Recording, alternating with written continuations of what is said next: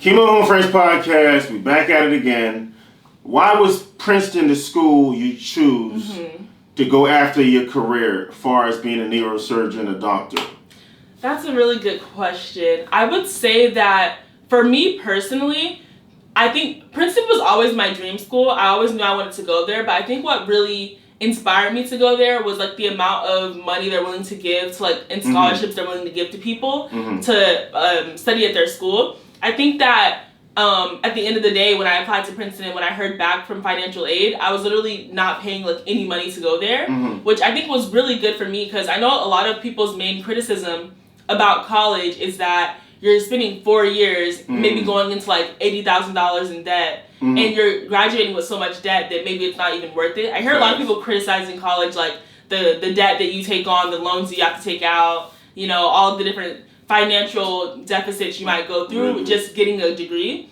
But I feel like with Princeton, I've been really lucky that I think, you know, they're willing to invest into their students and they're willing to invest into people who they see potential in order to fund their education. Thanks. And I really like that mission just because I think that college can be really stressful. And I see a lot of videos on social media of people who have to like, you know, work a full-time job and go to college. I think my mom, she works a full-time job and she's in college. And that's like, can be really hard when you're trying to like balance the two. Pursue a career. Exactly. It's really hard to do both. And I think that with Princeton and their financial aid policy and things like that, I think that it's just really important for me to be able to focus on my academics and not have to like divide my attention anywhere else. So like, you know, versus if I would have went to like UGA and maybe studied neuroscience there, I might have been like trying to, you know, get my neuroscience degree while also maybe working, you know, to pay for my college as well. And I don't know if that, like, you're not really getting the full academic experience because your attention is so divided.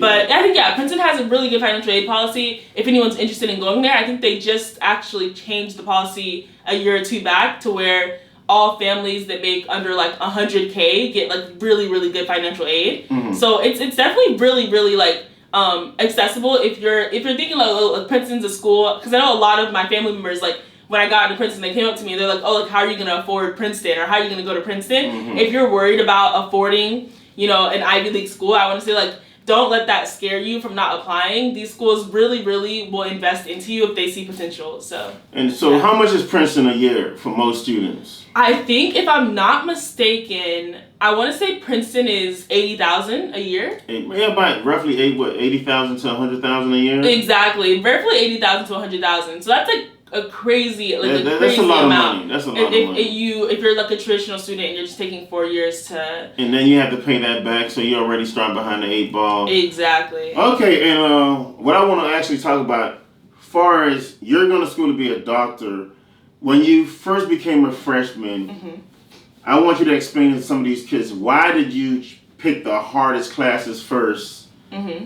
Because you had 4 years. But once you got in, you picked the most difficult classes to do. Yeah, I think that for me, my like personal strategy going in and like me being pre-med and me like wanting to major in neuroscience was that I kind of just wanted to get my prerequisites like done. I think that with, you know, a lot of people say that your college experience is yours. Like no two college experiences are the same. You can kind of like do college how you want and make your own path. But I think that it's very important to like really stay on top of it and really get the knowledge of those like harder classes. Like for example, with pre-med, a lot of classes that you generally have to take are like general chemistry for a year, organic chemistry for a year. You have to be in like, you know, all these different biology classes and things like that. And I think that, you know, being in these classes early and learning how to do these, you know, just learning how to like tackle these harder subjects is really important for people who are trying to like have a secondary career such as medical school, whereas they're gonna make you take like an MCAT exam, or they're gonna make you take like these entrance exams to get into their schools. And the more familiar you are with those topics, that's like the more prepared you are for those exams. So it's really beneficial for you to like get those classes out of the way early and learn those skills early, so that when you're studying for the MCAT, you're not necessarily having to like start from scratch. You have something to build off of. So that's kind of what my personal like mindset was going in. Okay. And for the kids out there that actually, if they do get into an Ivy League school or Princeton, what should some of the study habits be?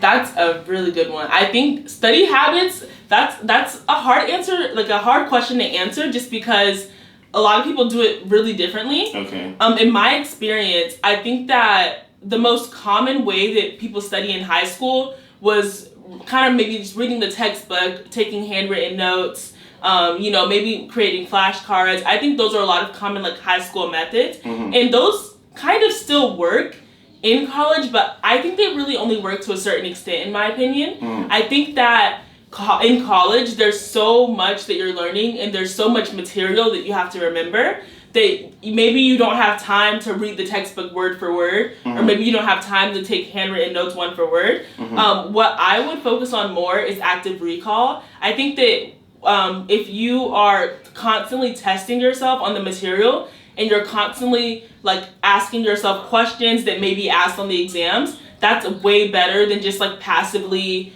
studying, because when you're actively trying to like, I guess, get in the mindset of the person who's creating the exam, like, oh, what would they ask me? Or like, what do I think they would ask me based on this slide from lecture? Or like, how would they turn this into a question on the exam? And you're constantly thinking of different ways that you can not only come up with those questions, but maybe answer those questions as well. I find that to be more helpful for me, just because, it's you can read the textbook and stuff, but the amount of times to where you're actually able to like read the textbook and then apply it, that's what actually matters. Like, you can retain the information, but applying it is what's key on these exams, in my opinion. Because, when you get to college and things like that, you're not really going to see those multiple choice exams anymore. They're not going to be asking you like, oh, A, B, C, D, E, pick one. They're going to be asking you like short answer questions, or giving you scenarios of like things that are going on in a certain lab, or things that are going on in a certain,